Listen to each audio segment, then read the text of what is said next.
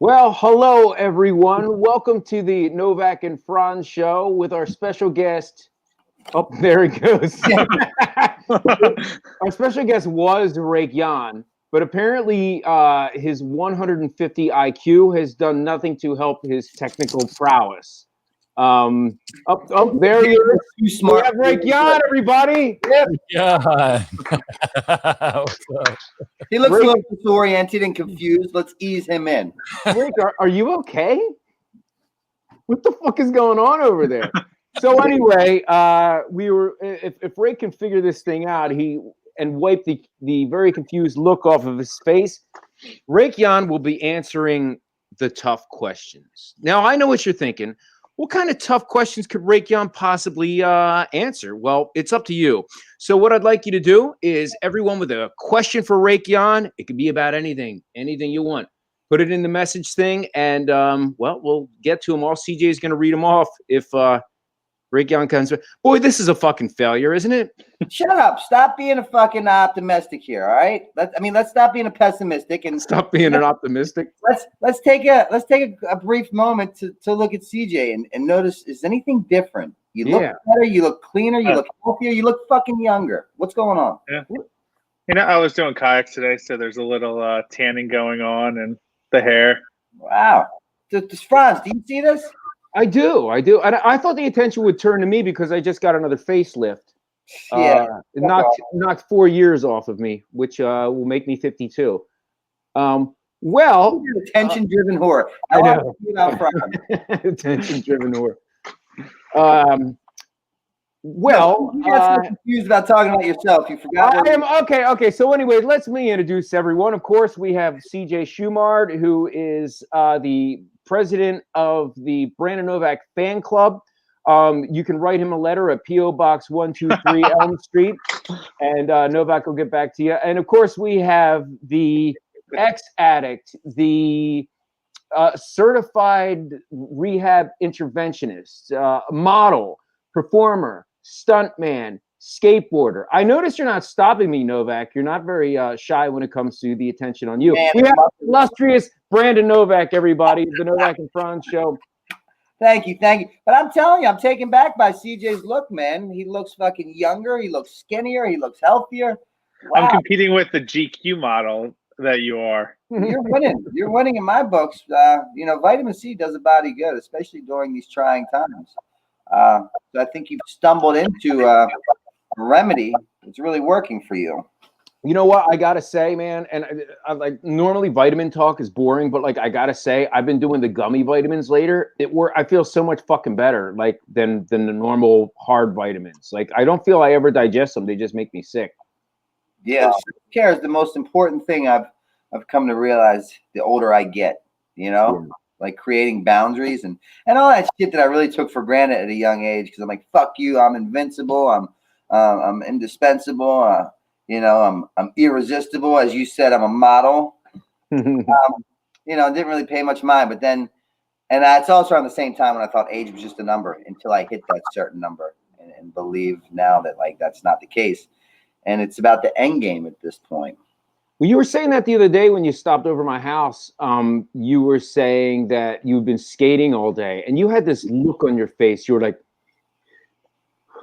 and I was like, dude, what's wrong with you? Are you okay? And you're like, I've been skating, and it's like it's been a little while since I skated this many days in a row this hard. And you're like, I'm kind of feeling my age just a little bit, you know. But you know, I think maybe you were just out of practice skating, but like how's it been going with you're shooting? I don't know how much I'm allowed to talk about it, but you're shooting a skating segment, which is you know, you want to talk about it or no? Yeah. You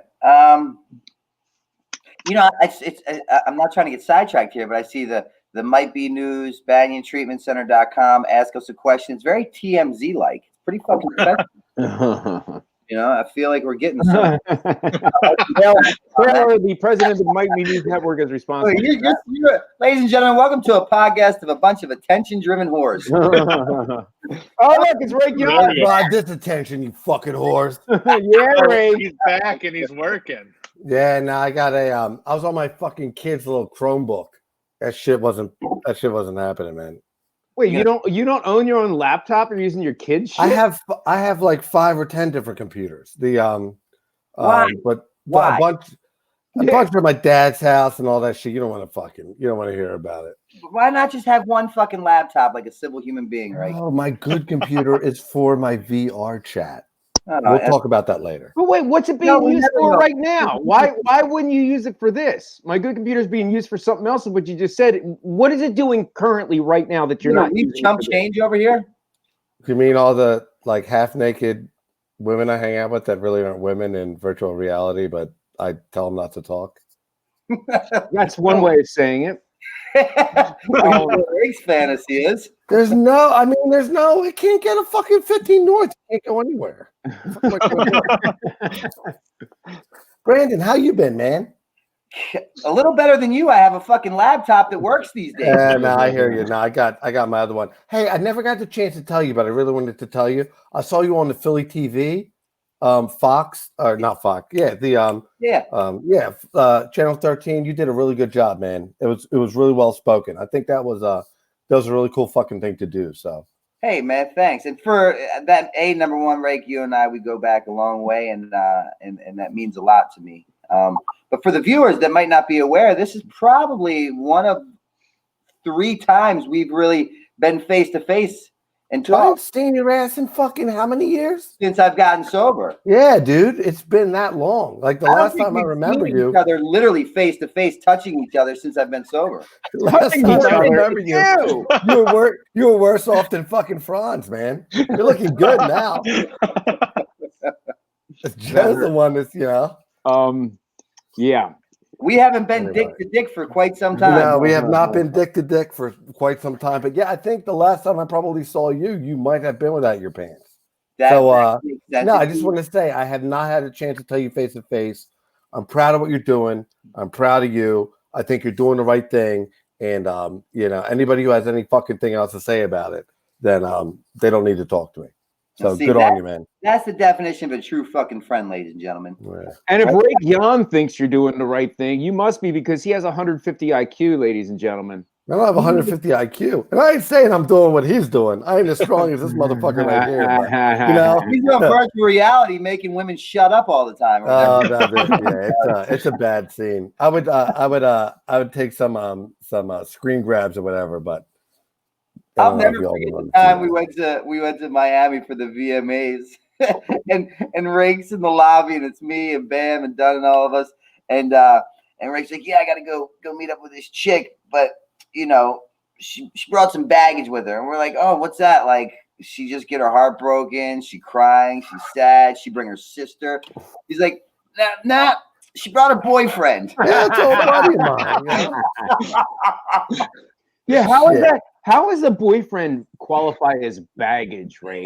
How do you justify that? I mean, how do you, there's certain baggage you can avoid. For example, if the girl drinks too much and drugs too much, you can avoid bars, Sometimes the boyfriend wants to watch. Wow. Wow. All right. That being said, you know what I mean?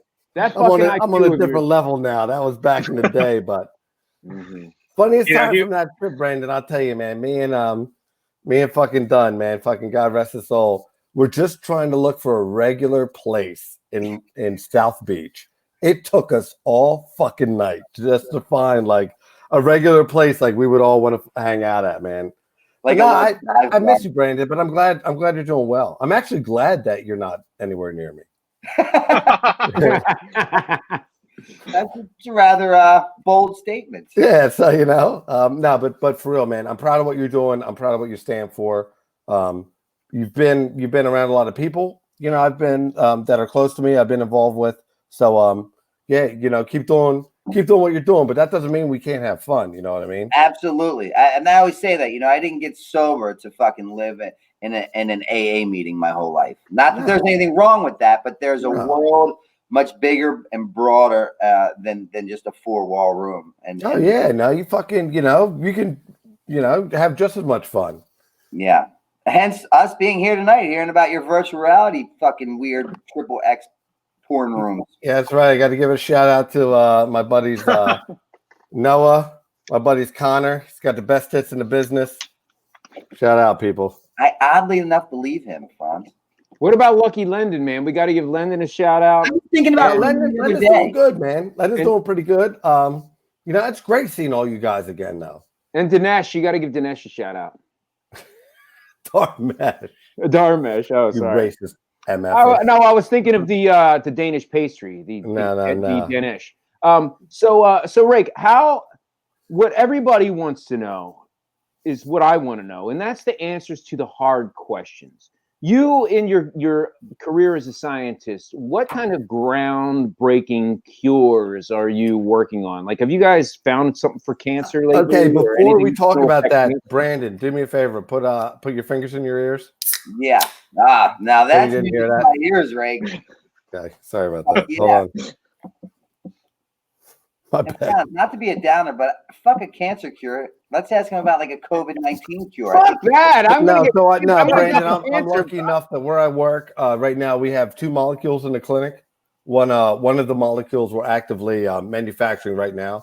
So shout out to all my people, all the young bucks, you know, who got to come into work every day, who got to put the face mask on, you know, work D to D as we used to call it, and you know, try and make a medicine that might do something for this. So shout out to all them people.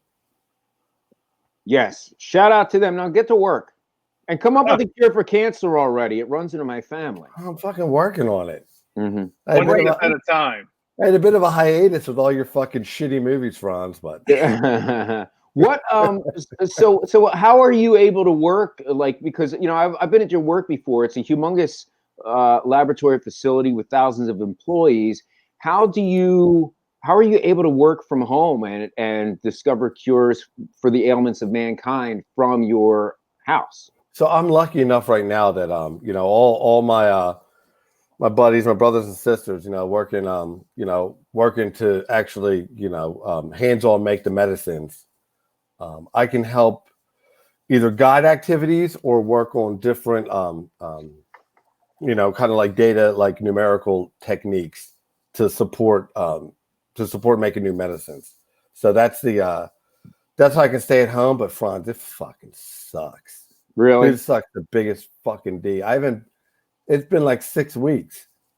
Oh, I gotta hang out with my kids. I gotta talk to my family. You know what I mean? There's no. Are you drinking more too because of this? Huh? Are you drinking more because of this too?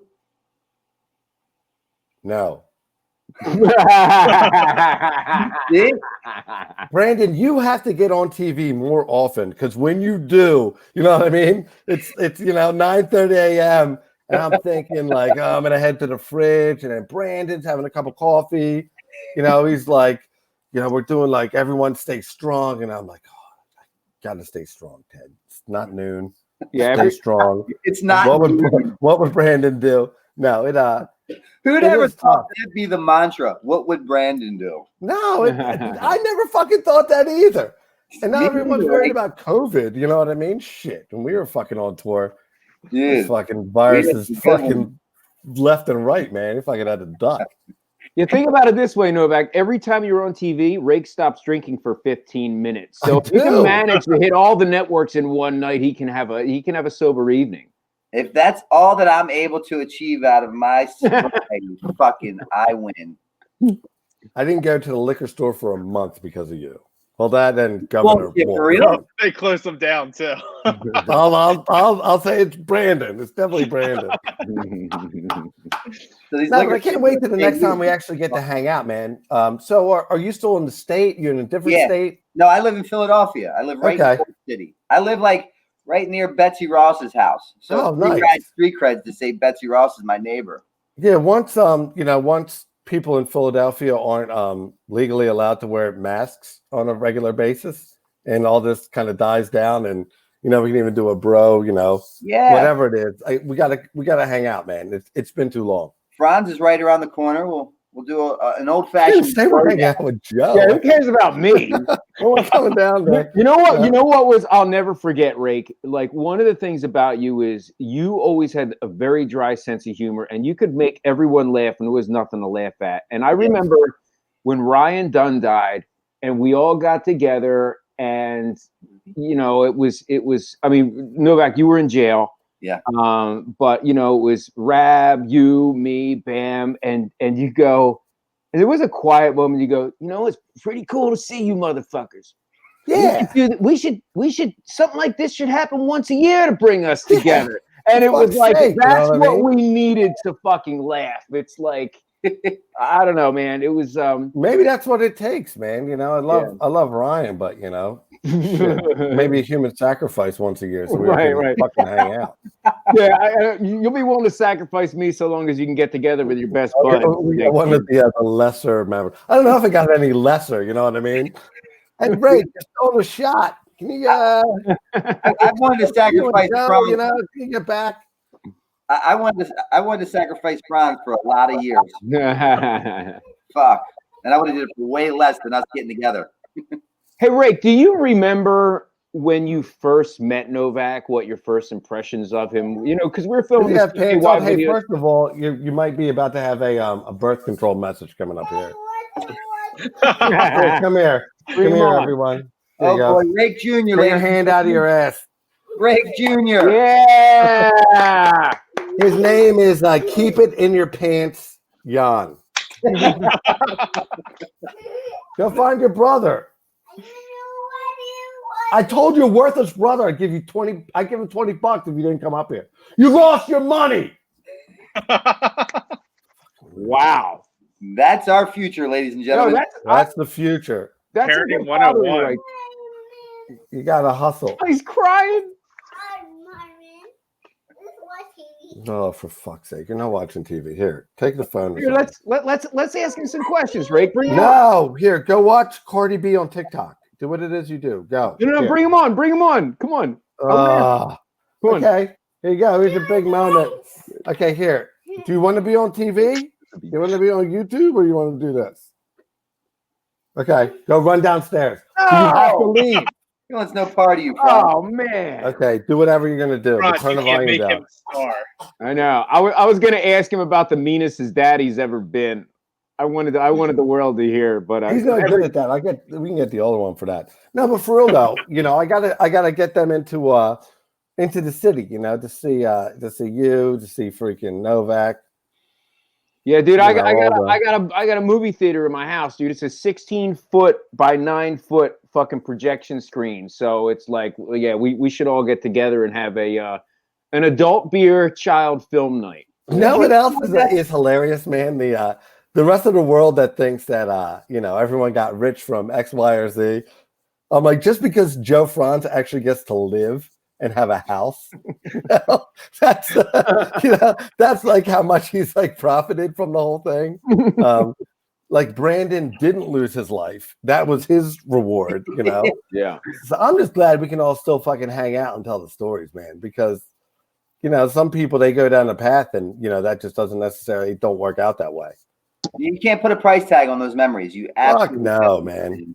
Some of the best time, by far, the best times of my life were those days, you know, and a collection of memories. And just I'm trying to repress them like now, like the amount of things like that I don't even want to talk about right now because you know you've gone this way and I'm kind of trying to like I'm meandering like a salmon, you know, to maybe head your way at some point, you know, to do as well. Now, at one point there was supposed to be a Rake Yon Brandon Novak tour. And I wish I had the picture here. So, but no, you have the flyer. Yeah, the flyer's great tour. Yeah, I did a bunch of stuff with Brandon. We just don't talk about it. What was what was the we just pretend like it never happened every time we hang out together. It's like the first time we ever met. Like, Brandon, how you been? You know, like I haven't seen you in forever. Like. Rake and I paired well together. What was the Texas tour, guys? You got to. I want to hear both of you join in and tell that you guys went to Texas with Tim O'Connor to work with Leather. I think it was Leatherface. Dude, that's literally one of the worst experiences of my life. It will have to be so edited, like ridiculously edited. But Brandon, if we could ever put that in a movie scene one day. People would be crying crying laughing. Like it's one of those things where every 5 minutes you can't believe this is happening, but then it gets worse every 5 minutes. Literally, that trip got worse and worse and worse until I'd never gone to the airport 4 hours early. And I remember it was right around the time when the movie Brokeback Mountain came out. So I thought it was great. We're in Texas. I'm strung out on loads of cocaine to just have my costume be the Brokeback Mountain character. Brandon, at that point, cowboy. I don't know about your rock bottom, but I think to me that was like part of like I've never been in a situation before where I was like, taxi, you know, like it's only happened twice. You and Steve-O, and you guys are both doing a lot better now. So I'm glad I was there to see you, you know, like greater, like to the bottom. And we kept the longer we stayed in Texas, the more hell we became. So no one could deal with us. So we just kept getting like left behind over and over, and people just kept trying to fucking get away from us and lie to us and say they bought us tickets. It got worse and worse until it was at the point where like the police didn't even want to fucking show up at that motel. Okay, guys, I was like, a couple specifics from what I wasn't there, but from what I understand and what Tim O'Connor was telling me, you guys were supposed to do some event with Leatherface at a bar, and it was like a kind of a strip bar or something like that. So Brandon, I'm going to give the PG version of what I remember. Okay, please, details. I landed on an airplane. We went somewhere, and then next thing you know, everybody wanted to go out that night to hang out. Well, so it was. I think it was. No. So I think that night was good. I can't remember if I landed the day of the event, but anyway, the event ended up happening in a parking lot. Yeah. The parking lot was what I would say sparsely attended. So I remember sitting literally on a curb being so hungover from the fucking night before. I forget what we did or where we went out. But literally surrounded. So imagine me sitting on like how high is a curb? Like a couple inches, surrounded by. Hold on, Richard, turn that crap down. Get over here. They play the wrong words on that TikTok. Daddy's going to end up on CNN. Turn it down. There you go. No CNN. Okay. Anyway, so imagine me hungover sitting on a curb. Right, with like 8 kids probably under the age of 12 to my left, and another 8 kids under the age of 12 to my right. Maybe like 3 or 4 parents, and then Brandon, you weren't feeling much better, were you that day? No. So Brandon's trying to skate, right? So I'm saying this is near like he probably wasn't at rock bottom, but. You know, we're definitely skiing down the mountain together. Yeah. So my man can't even like get the trucks on the fucking coping or nothing. And this 8-year-old was like, man, he sucks. And so I got the parents handing me like a Bud Pounder every now and then. I'm hanging out trying to figure out how to entertain their kids. I was like, I don't know what to tell you guys, you know. Like and what I've lived a pretty hard life, you know. Novak, were you dressed as like one of the village people, and there was all these like humongous hicks who wanted to kick your ass because they thought you might be gay? They were being pretty cool, but there just weren't that many people. But then the fucked up part was the dude ended up stealing all the money, and the money was for like pediatric cancer. So that was the bad part number 1. Bad part number 2 was we ended up at some gentleman's club. I ended up like, you know, Franz, you know me, I'm not that good. And Brandon knows it's even better. I'm not, when it comes to like people, you know, like the whole finishing skills back in the day, that really wasn't my strong suit. So I ended up having some science conversation with one of the dancers. She had no clothes on, but I didn't give a fuck. I didn't have no one else to talk to. Brandon's doing his thing. So next thing you know, I'm back at her house, Brandon, after that limo ride from hell, which I'm never going to talk about. But anyway, so let's just say that like nobody died and went to jail on this limo ride. I end up at this dancer's house. And me and my buddy, like, it was better than like sleeping in some shitty motel. She's married. I think she was married to like a Marine. Oh, but he was upstairs playing Call of Duty or some shit. So me and my buddy are like, well, this is, I mean, it was already been a strange weekend, so it's not going to get any more strange. She ended up making me like a picture, like a piece of artwork that was so crazy and looked like it was from fucking 5th grade. Dude, and there was like a poem and shit on it. I kept it in my office for like 7 years. Nobody knew that it was from that trip. And nobody had any clue that it was from a married stripper who I happened to like pass out on her couch for like 45 minutes. Her husband was right upstairs, who, if I recall correctly. Oh, you were there. Dickhead, I wasn't there. I'm just repeating. Oh, no. I thought you were there as my other buddy. I can't remember. I didn't know if you were there and then hit the road. Because you used to do that all the time. You were like,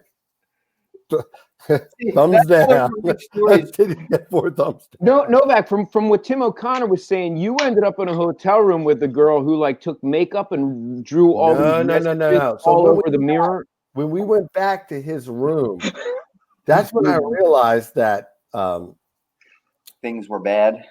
Not there were things bad, but that like everything I heard about Texas was wrong.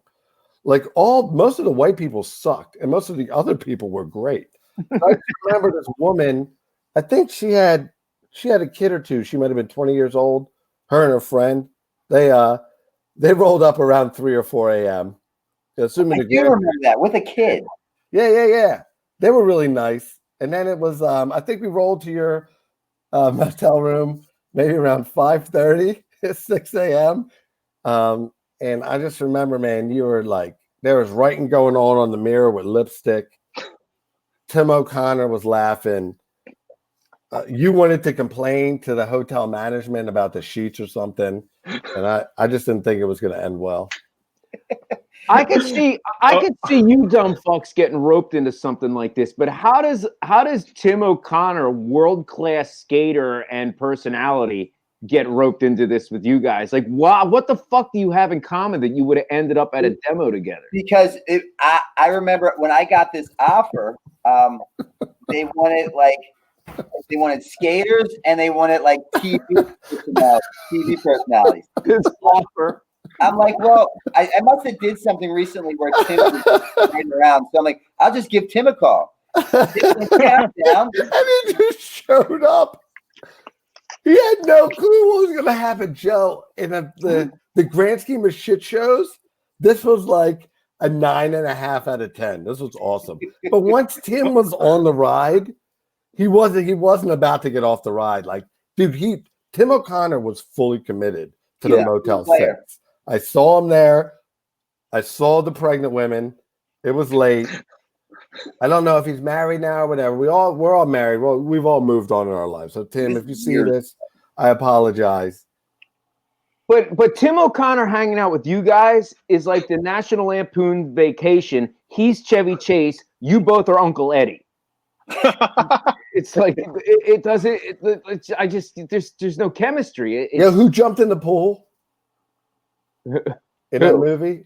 What was her name? A supermodel. Chase. Oh, that was Christy Brinkley. There was no Christy Brinkley.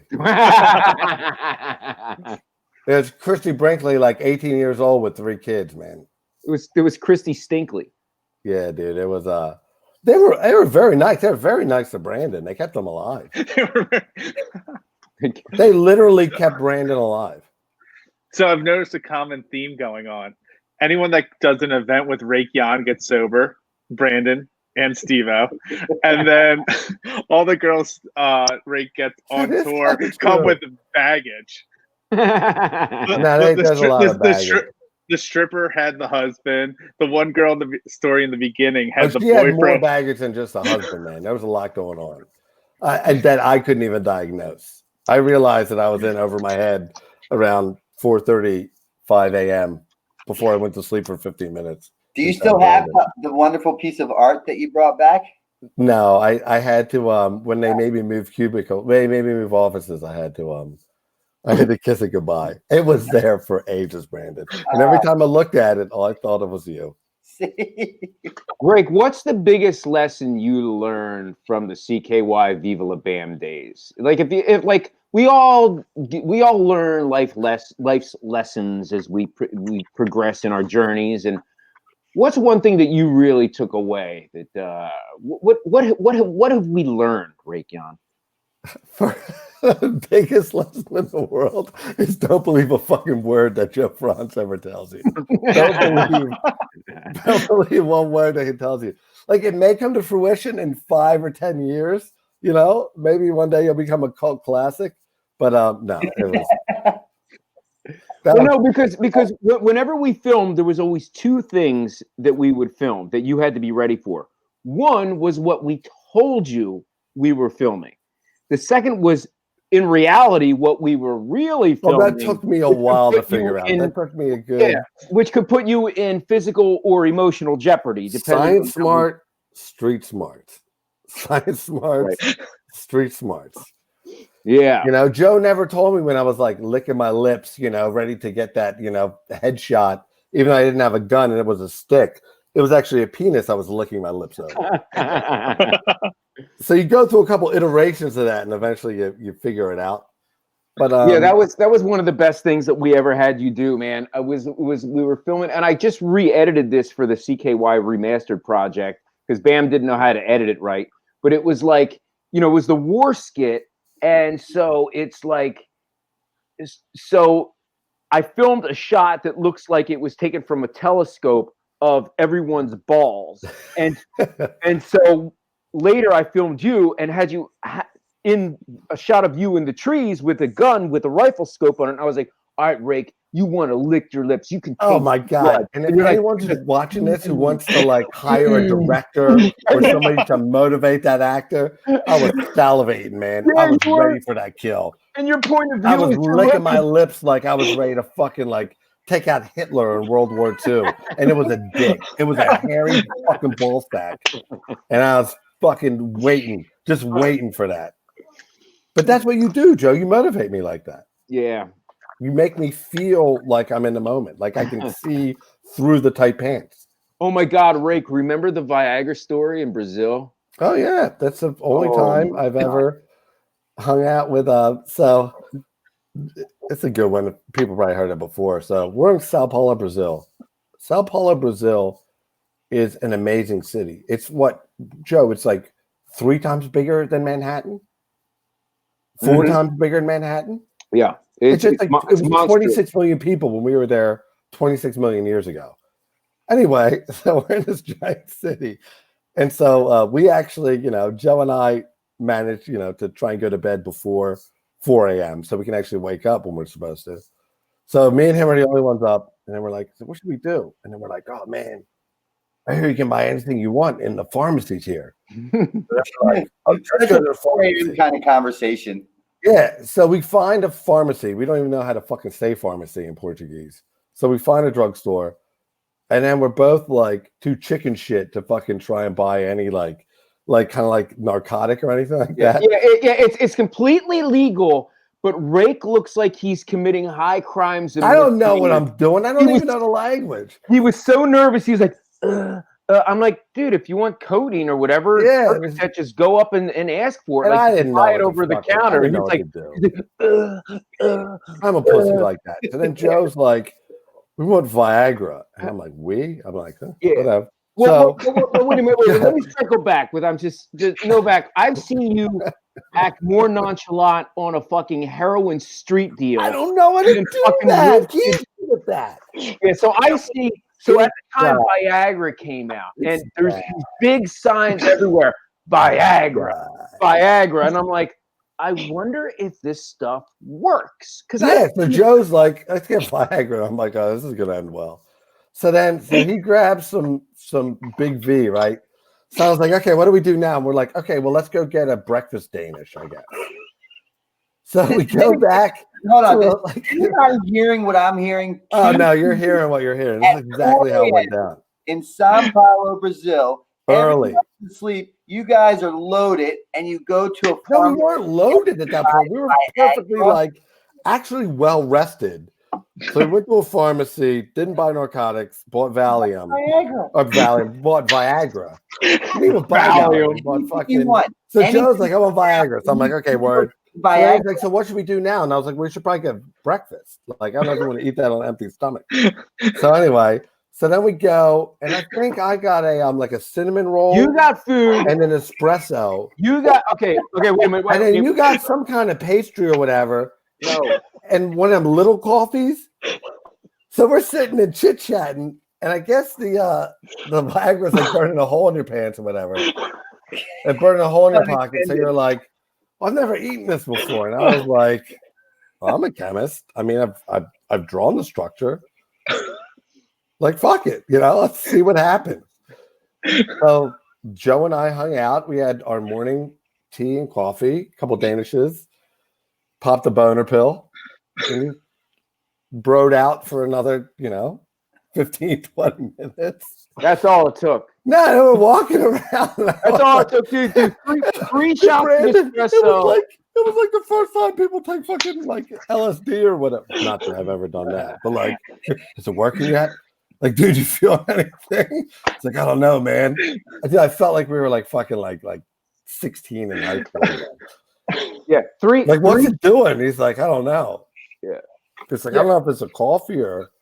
Yeah, it was 3 shots of espresso and like a horse pill of Viagra, and I didn't know what I was doing. And I was like, I wonder if this actually works. Like, but Rick, you were mad at me. You're like, fucking man. Yeah, I don't know, man, dude. It's a little too fucking bro friendly. Fucking hang out. Yeah, it was kind of like weird. Shit, It'd be like me hanging out with CJ, fucking, just like chilling at his house or whatever. 11 a.m. Like, hold on, dude. But we I'd be sober the next day. We've learned that much. Yeah. But we proved Viagra worked, and I was like, you proved the work. You ran oh my room, god! And then you were late.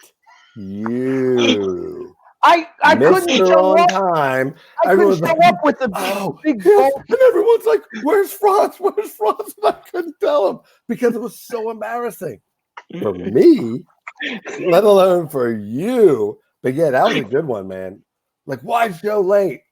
Dude, that was a big production, man. There was like 12 people there on company money.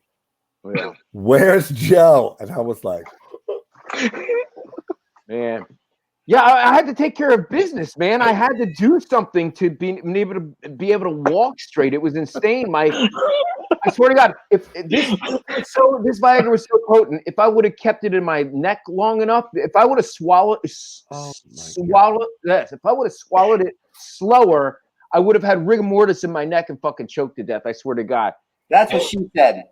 How do you tell major Hollywood producers? Because we were working with a big name Hollywood guy at the time. Yeah. That Troy Miller. That Joe Franz is late because we had a Danish and a Viagra for fucking breakfast. And now he's got to fucking beat his meat so he can even have a chance to answer. And now 15 people are waiting around in like murderous Sao Paulo, Brazil. That was right before he almost fell out of the helicopter. Yeah. I'm still back at the moment where 2 grown men who are loaded for them have the option to go to a pharmacy to buy anything that you want, and you 2 dipshits pick Viagra. Any narcotic in the world for free. You had me on that one. Fucking Viagra. You can't make this shit up. It really happened. Yeah, guy. We talked for 15 minutes. Like, one thing, guys, what's it doing? We can't interrupt each other because it garbles the sound. But wait, let me just cap off this story with the ending to this story. Okay. We know the ending. So there's one Viagra missing from this Viagra pack, and I was living with a smoker from Jersey at the time who was very nosy, to say the least. And so when I would come home, she would look at my phone number list to see if I got any girls' phone numbers, and she would look through to see if I bought any condoms and stuff. And I hear in the bathroom she's going through my stuff, and she claims she was looking for aspirin because she had voice. And so all I hear from the other room is It's all quiet. I hear her rustling around, and I hear, "Do you like going to strange countries, popping Viagra, and fucking strange women?" Now, how? There's only one thing worse than getting caught in the act, and that's being blamed when you've done nothing, and you have no idea how hard it is to explain to a woman when you have one Viagra missing from a pack that you took it with Rake Yon. What are you supposed to say? No, I took it with Rake. That would be worse than fucking a Brazilian hooker. So, Franz, how did that? You're like, yeah, I ate a Viagra. Like, it was with my friend, but we didn't bang. It was We didn't shave that day. So, Franz, how did that play out? Plus I had a heavy camera pack with my Bolex in it, which weighed about 35 pounds, was always on my back. So I had humongous red marks all over my back, which looked like nail scratches. So all the evidence was there of cheating. But I have a great positive ending to this story. As it turned out, she was cheating on me the whole time. So in her mind, she acted like she believed me and just fucked as many guys as she could the next time I was away. Yeah, Isn't that a great ending? And got us all yelled at. Yeah. It's a positive ending to a story. I miss those days, Joe. Remember, we used to get yelled at like children. Like don't miss going out. Yeah. God, remember, Rick, they would always and then I was like, Brandon's naked right now. Haynes whipping him with a piece of crown molding, and you're yelling at me and Joe. Taking too many fucking chewy fucking chocolate chip bars from your fucking little thing right there. The crafty table. Well, they already tried yelling at Novak and it didn't go anywhere, so they moved on to the next people. No, it was great. They couldn't holler at me anymore. They simply hired me and gave me a job. So the best was Novak was the worst. So he would cause trouble and then get who to sign off on it and then have carte blanche. But you can say Bam. I know. You know who. Don't say Bam Margera's name when we're talking about people of Bam. You were the worst. Lendon was probably the second worst. And when you and Lendon and Bam got together and ruined entire days of filming, that was paradise. I'm so hoping that footage gets burned. Well, one of the great things about working with Novak is that they would yell at him. Like he would go to town to pick up a bag of cocaine for everybody, and he would show up, and then he would get yelled at. It's like you fucked up our whole shooting schedule, and he was like, I'm no filmmaker. I don't even know there is a shooting schedule, and he really didn't. And I remember one morning they yelled at him. It's actually in the new book, the Streets of Baltimore, coming out later this month. But so he shows up, he gets yelled at for fucking up the shooting schedule, and she's like, "You fuck up my shooting schedule again, you're fucking fired." And he's like, "Fired? You never hired me to begin with. I'm not even getting paid to show up." Yeah, that was so awesome. Yeah, you are the man. Yeah. Who gets to just show up? What was that like? The that episode of freaking Seinfeld. Kramer just like shows up to a job he doesn't actually have. Yeah. I mean, it was you. Because you pioneered it. I had been polite and asked them for a job for so long that they just kept yesing me to death. Like, yeah, Novak, yeah, we'll talk to production, we'll talk to the producer, we'll talk to MTV. And that lasted for like 2 months. And finally, when I just saw through their bullshit, I'm like, all right, motherfuckers, you're going to regret not hiring me. Because at least if you hired me, you can control my behaviors. Wait. Holy crap. Were you ever hired on the show? At show? The end. Yeah. only because my behaviors got so outlandish and I would create such a ruckus and I would get Bam to believe me and then he would become more of a pile of shit when I was a pile of shit. Yeah. That they're like, dude, the smart thing to do here is to pay this little fucker so we can at least control him because we know he wants money because he wants to get fucked up. Oh, I forgot about that. Back in the day, like, yo, dude, yeah, man, yeah. Yeah, I'm thick. I mean, come on, hook it up. They'd be like, here, just give him what he wants. It was worth it. Go away. Well, they basically paid you as blackmail money. They blackmailed you into behaving yourself. They needed to have because they weren't hiring you to begin with, so they couldn't fire you, and you could show up and do whatever you wanted. So they needed a way to control you and to blackmail you. And their solution was, it's like okay, we need to blackmail him to behaving himself. So they started to pay you to be on the show. So it's like in a fucked up way, you earned your paycheck, and you were blackmailing them into paying you. So it was like a double crisscross blackmail situation. It was brilliant. Dude, I've been in show business for fucking, behind the scenes. So all types of shows and movies. And I've never seen anything quite like it. It was masterful on both ends. Kind of like you weaseling your way into it, Joe. What? we talk about it. We kind of go in depth in the new book about that. Yeah. Like when my behaviors caused us to get sued. And then those two like high class, lawyer women who are completely disgusted by anything by me. And I am just such a pile of shit just because I know that they don't like me. And the more that they don't like me, the more that Bam thinks I'm fucking awesome. So it's just a win-win. Oh, can we talk about like top 10 Brandon Novak moments? Before he became the new Brandon Novak? Yeah. Bring it on. These things, dude, they're burned in my head like for life. Probably for even beyond life. What was that photo shoot around the pool? Remember that? It was a big name magazine. I think that was VHM or VMV. No, NME. No. The magazine used to have all the hot chicks. I know exactly what you're talking about. Something HM or something like that. What the fuck was that called? Anyway, when people actually used to read magazines. Yeah. Big fashion magazine is there to have a shoot. They have a legit photo shoot.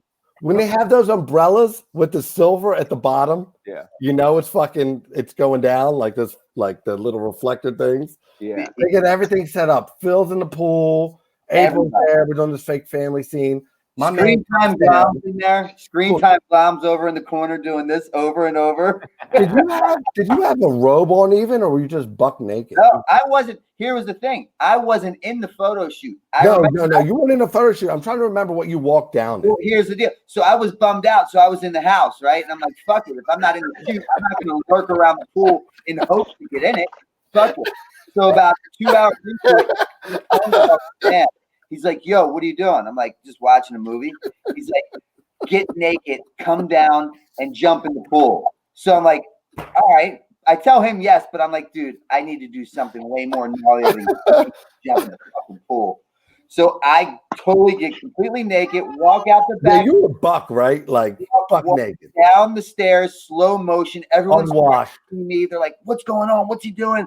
Novak, no, this is a shoot. And I get up, slow motion, walk out on the diving board, turn around, drop, squat, and shit into the pool. And then I walk shit in the house and go in the house. And there's just these turds floating in the deep end. No, he took a shit in the pool. I think at that point, man, this fucker sunk. Phil was in the pool at the time. So, not only that, it was like, Phil, get out of the pool. He was kind of like, oh, not only so it's all the way on that end. The thing about this shoot was not only were they spending like $40,000 on this photo shoot. There were cameramen, there were assistants, there were hot girls walking around with clipboards who had no function other than they were hot and someone wanted to have sex with them. They hired them. Horrified look on those girls' faces when they saw the actual shit come out off the end of the diving board and then like enter the pool. And the photographer, you guys are forgetting the main thing. The photographers are in the pool with the cameras. That was the thing. So they're in the pool with the cameras. Didn't want to get out. And they filmed Novak come up to the fucking diving board. Gee, I wonder what he's going to do. Oh, he's going to moon us. This is funny. And they're taking pictures and shit starts plopping out of his ass. Like, and the poop pool water is splashing their lenses. And then I literally just I don't even pull my pants up because I'm completely naked. I finish shitting, stand up, and just walk right back into the house. I don't to anybody. People are like, Novak, no. I don't say a word. I walk They out. look fucking stunned. So I just crack another beer because I'm used to this shit every day. You know what I mean? Those girls were fucking traumatized, man. Fucking took a deuce. But they probably never saw anybody fucking shit. Like they may have seen shit in like the New York City street, but they never seen like an unwashed person just come down buck naked and fucking drop a deuce in a pool. That's true because still swimming. Because highfalutin girls like that always have dudes around who are on their best behavior because they're always vying for their attention. They're not used to some piece of shit who does not give a fuck. Yeah, we were horrible, man. Oh But my God. The irony in this story is the guy that they did not want in that photo shoot, guess who made it in the photo shoot? This fucking guy. Yeah. This guy. That's fucking great, man. Hey, CJ, how are we doing on the questions? Are we actually getting any questions, CJ? Yeah, there's a couple questions if we want to go that route, or if we want to do a couple more. Well, let's Novak moments. Let's hear some questions and see where it goes. Holy shit! People are actually watching this. All right, Simon wants to know how Rake ended up meeting those Australian girls during Mardi Gras trip. Holy shit! People remember that. Yeah, so now this is a 100% true story, man. My dad's a rugby player. Joe, this is another one you're gonna fucking laugh at. It's like it sounds fake, but it's actually true. So my dad has been a rugby player all his life, and they do this like a rugby tour for people once they get like over the age of 45, 50. So he's been doing this shit for years. But anyway, so we used to go with him when we were kids. You buy a package deal. And then you go to either the North or Southern Hemisphere, the hotels, all the parties are paid for, blah, blah, blah. He couldn't go because my mom got sick. And he was like, the plane ticket and everything was already paid for. So he's like, Ted, do you want to go? And I was like, yeah, I'll go. So the caveat was you get an all expense paid trip to Australia. So he went to Brisbane. The downside was you're going to be hanging out with rugby players between the age of like 50 and 80. So I'm like, whatever. But some of these guys I knew. But I knew there would be parties and shit like that, whatever. Dude, those guys, those old men party harder than we did. Yeah, so I go, and then fucking Australia thinks I'm Pablo Escobar on the way in there. So they searched me to the point where they wanted to strip search me. And I'm like, no. Oh, Joe, you'll laugh at this. So they were like, we swabbed your bag, your backpack, and there's traces of whatever. And I was like, dude, I've had a backpack since college. Then they were like, well, now we're going to swab something only you've had, your wallet. I've had that wallet longer than that. And I was like, get ready to recalibrate your instruments. You know what I mean? So, of course, they come back and they're like, yeah, this isn't good. But, you know, you don't fucking bring dumb shit on overseas fucking flights. So, you don't bring shit on any flight. So anyway, I'm like, yeah, whatever. Like, what do you want to do? Search my fucking bags or whatever. I search my bags before I go overseas, you know? Right. So they're searching my stuff, but they were convinced. They were like, well, we're going to bring you into this back room. And I was like, no. If you're going to strip search me, we're doing it Novak style. We're doing it right here in front of everyone. Because if you go, you know, if there's going to be dudes, you know, once they bring you in front of everyone or nothing. Once they bring you into that back room, you're not getting out. They will be there until they fucking cavity searches. Right. I was like, no, if you're gonna reverse cavity search my ass, you're gonna finger my butthole in front of all these people because that means you did it, and they know that you did it. So then eventually they made this dude, I'll never forget, like feel me up. This poor Australian guy, and he's working his way up my leg, and I'm looking down at him with those eyes, you know what I mean? Like he's working his way up. So anyway, yeah, so he felt my nuts and all that. It was cool. So anyway, like, you know, he had an experience.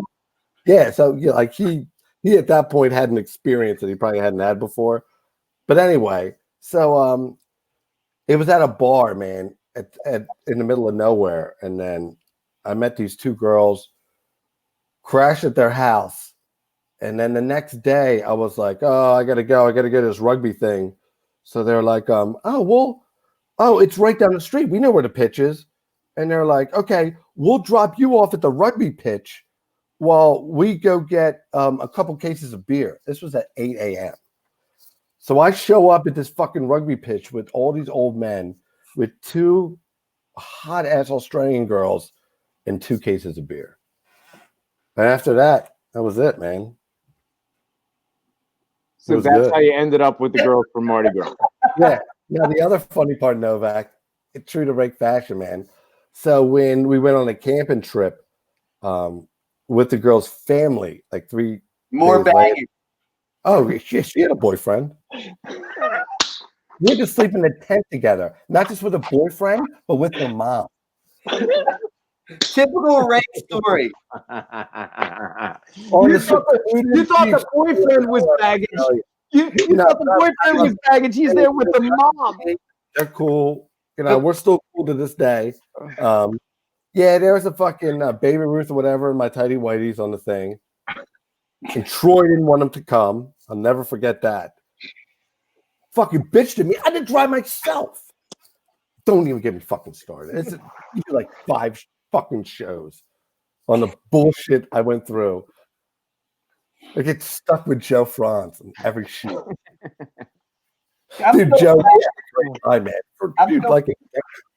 I'm still picturing Rake in a tent with the mother and the boyfriend. Yeah. I was on the side of the tent, and I think the boyfriend was in the middle. And I was like, man, at that point you can't even beat off or nothing. Like, shit. All right. Any more questions, CJ? What else you got? Yeah. Jerks Production wants to know, Rake, how many bar bets have you won telling people you were a scientist? Yeah, that's true. I can see people being surprised. Dude, Franz was there a million times. All they ever wanted, like anyone in Hollywood, the only thing they ever know about organic chemistry is making meth. That gets old. Makes sense. DJ, take James White and delete him. Remove that comment from the live comments. Taylor would have to. You can't do that. Number one. Number two, you just brought attention to something you're ashamed of. I didn't even know. This is going out live. As soon as he said that, I'm like, wait, what James White write? I know. I had to look too because I've been grabbing questions the whole time. Why would you draw attention to something you don't want anyone to know about? Live while we're doing a live show. That's like, yeah, that's like saying like, oh shit, like I ripped the back of my pants, guys. Don't film my ass. It's like, and definitely don't look. Yeah. Anyway, sorry, James. I got you, Rake. Huh? Yeah, get rid of that guy. Is Lord Bataro still around? I think he's still up. Jacob wants to know. He was looking good the last time I saw him. Unlike me, man. Dude, I let myself fucking go bad. I need like a robe and like an old man chair. Quarantine ain't been doing me well, Franz. CJ, now, just so you know, guys, before we started this, I told CJ, I said, notice how Rake never answers a question directly.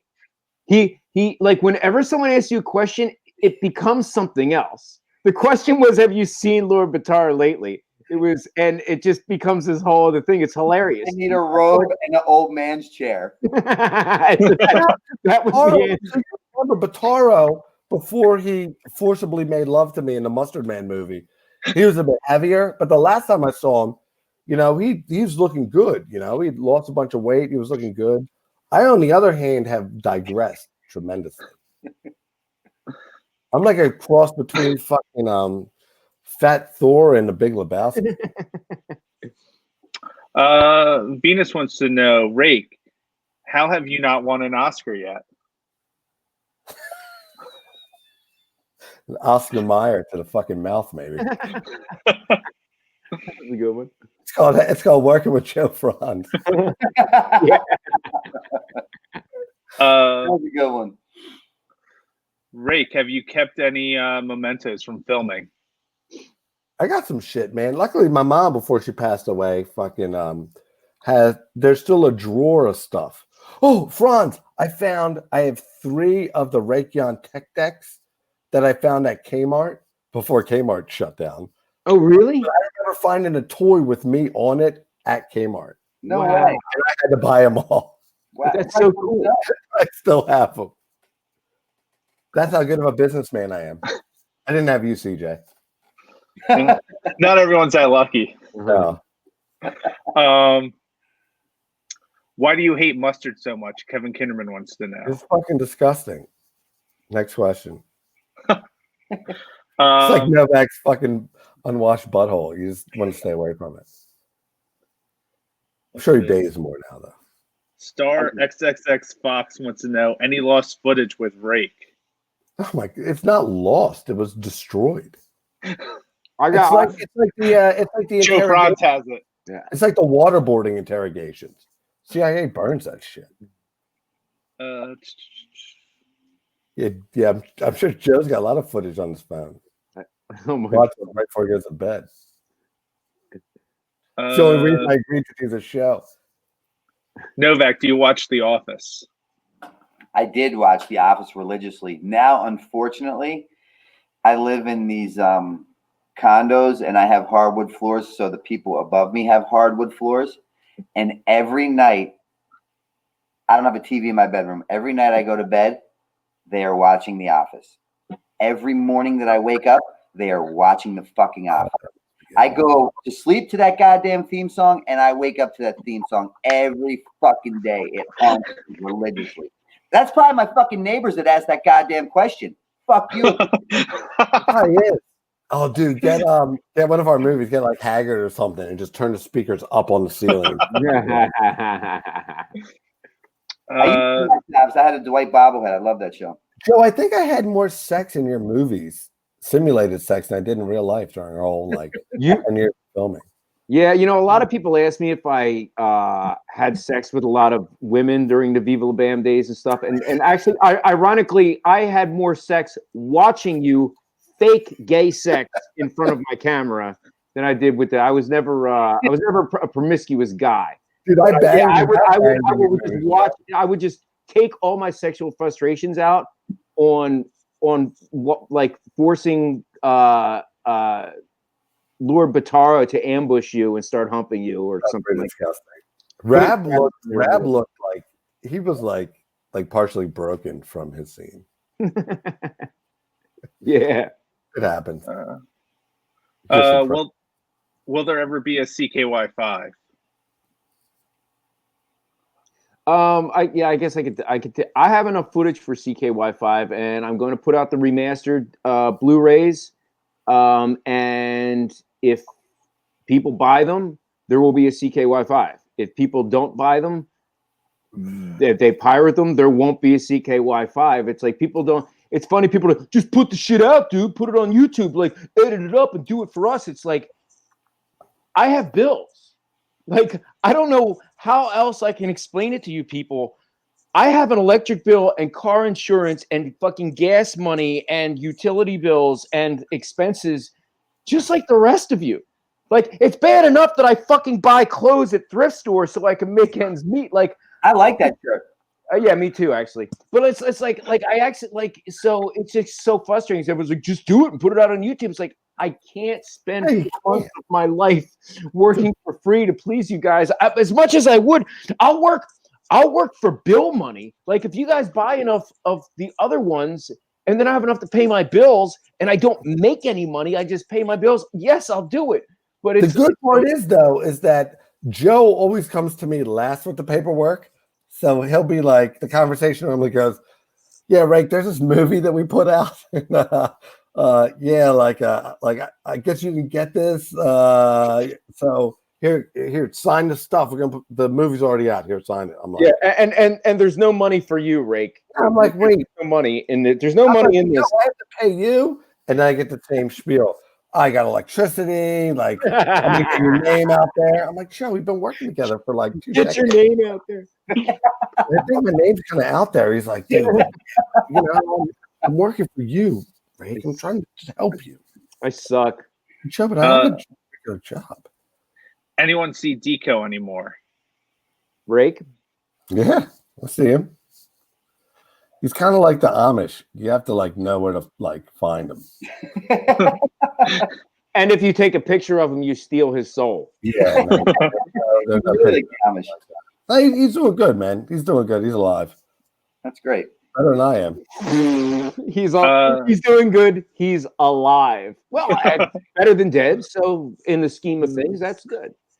I miss Deco. I'm not gonna lie. I miss Deco a lot, man. You know, we haven't spoken since. I'm not by any doing on my part, but he hasn't spoken to me since 2009, and I really miss him.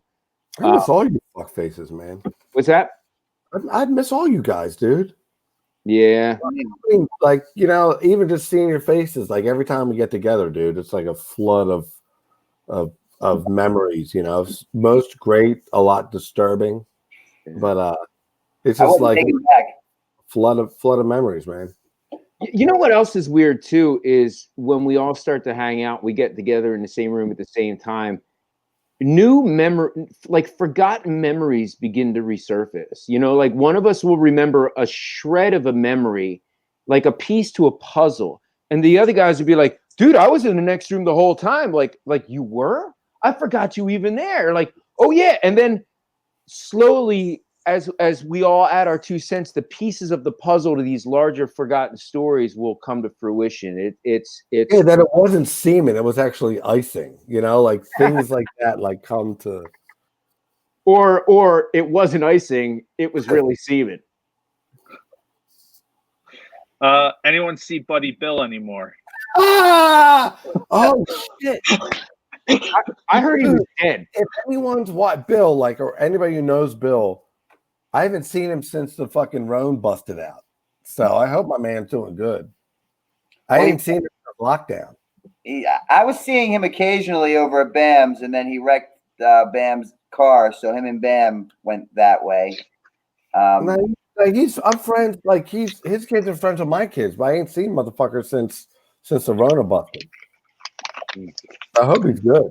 Me too. Anyone see Mark Hanna?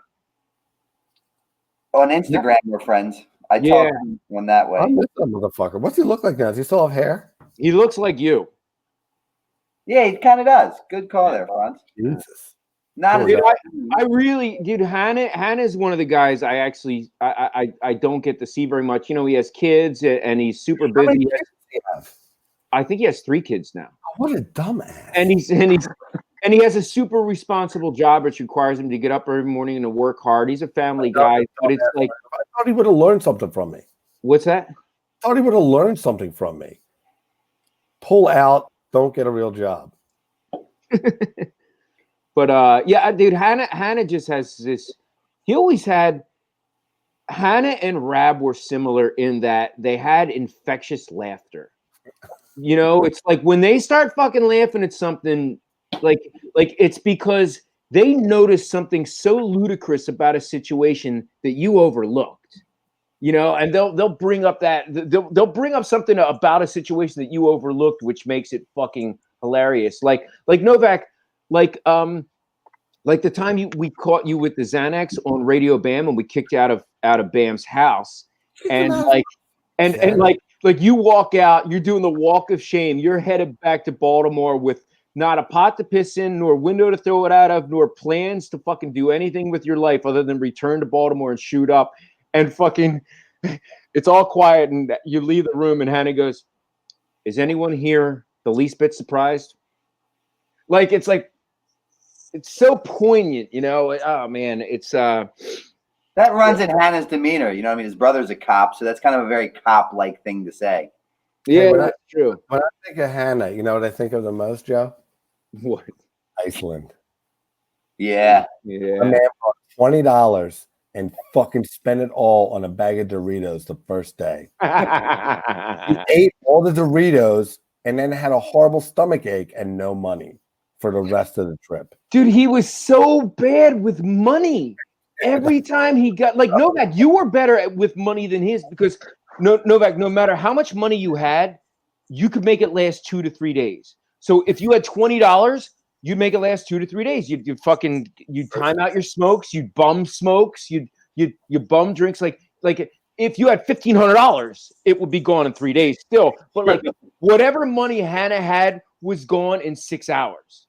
Like, I remember one time he fucking got his first paycheck for being a stage tech for fucking CKY. And it wasn't a lot of money. It was like $200 or whatever. But he bought a pipe, tobacco, and he spent another $60 on a tobacco pouch. Yeah. The tobacco pouch, it was more than the pipe. Like, why did you need we're like a fucking pipe. We're like, what are you, fucking 80 years old? And a tobacco pouch. I was like, there's not even any weed in it. Fuck. Why wouldn't he just keep it in the plastic bag and nice polished pipe? Like it came in a nice Ziploc bag. What the fuck do you need? Leather tobacco. It was a leather with fucking plastic in the inside with the fancy zipper and everything. It was like $60. And he rolled up all proud.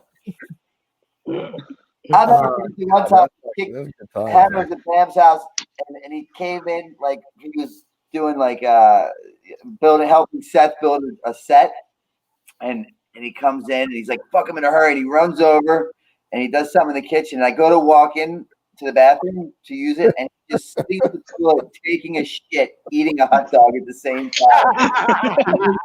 Disgusting thing ever. He's like, what? I'm hungry. Dude, he's putting it in and letting it out at the same time. He's like, what? I'm hungry. Dude, one time we were when I was doing the CKY IDR DVD, filming the videos for CKY and behind the scenes stuff. I just remember like me and Bam were like going to bed, and like, so in a tour bus there's bunks, and the bunks are just like almost like a train bunk. So there's one bunk bed over another, and they each have a curtain. So it's like you're like basically in a coffin. And so me and Bam are like sneaking in there, and Hannah doesn't hear us because the bus is moving, it's rocking, you hear the sound of the road, and we just see this ass. It's like the curtain lifts up, we see Hannah's white, naked Irish ass peek out into the fucking into the alley, and it just goes this gust of fart noise, and wind hits us in the face, and then the ass just goes back in the thing. Like, he didn't know we were there, but he farted in our face because he didn't want to snip his own fart air in the fucking coffin-like bunk of the guy. If no one's seen those tour bus bunks, they're like these tiny little, like, imagine like an 18-inch high fucking like curtain, like a double curtain. Yeah. His ass just popped out the double curtain so the gas didn't stay in his little space. Yeah. And fucking annihilated every face in the whole fucking corridor. Thing. Nowhere in the world would that logic make sense. But to Hannah, you'd be, dude, what the fuck? How'd you fart?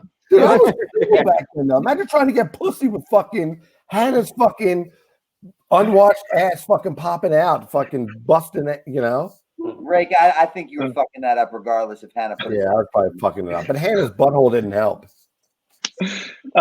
Does Rake still have the engagement note from back in the day? Oh, shit. Who has that? Matt. Dude, that's a fucking dude, somebody remembers all that shit. What is that? I think, dude, that's a long lost story. The I think it's gone. It was in the fucking drawer for a long time, man.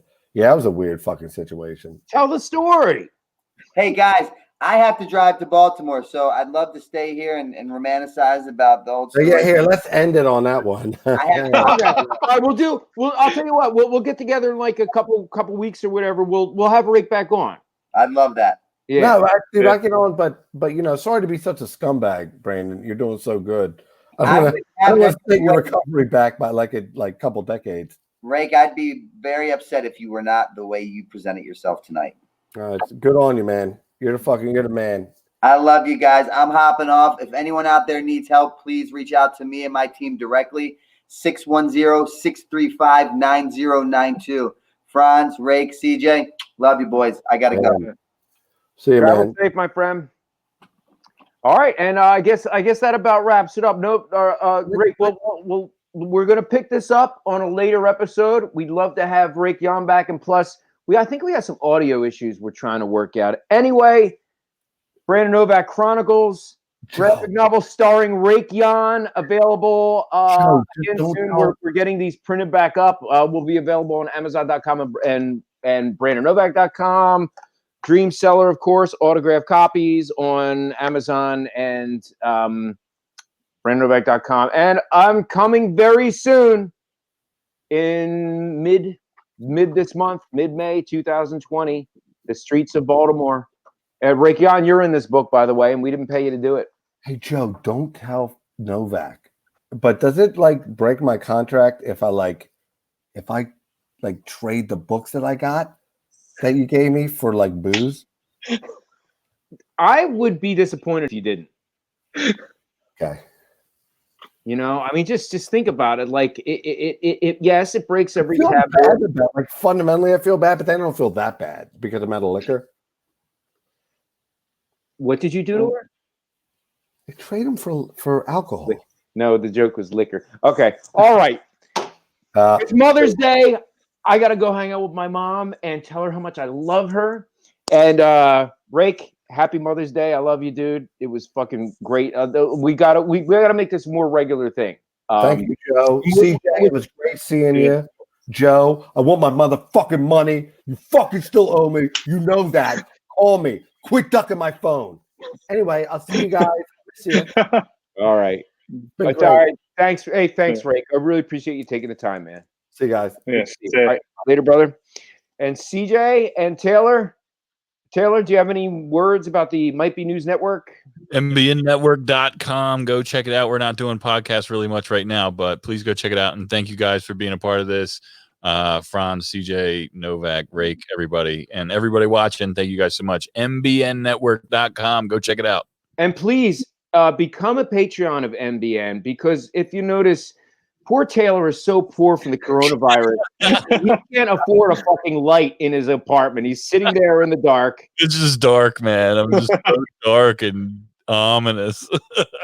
But yeah, but no, MBNnetwork.com does have a Patreon, and you know, it helps you know, these streaming services, or you know, keeping up the payments on his microphones and whatever the fuck it is. And we really appreciate you all. So thanks again. Stay safe. We love you. Until next time.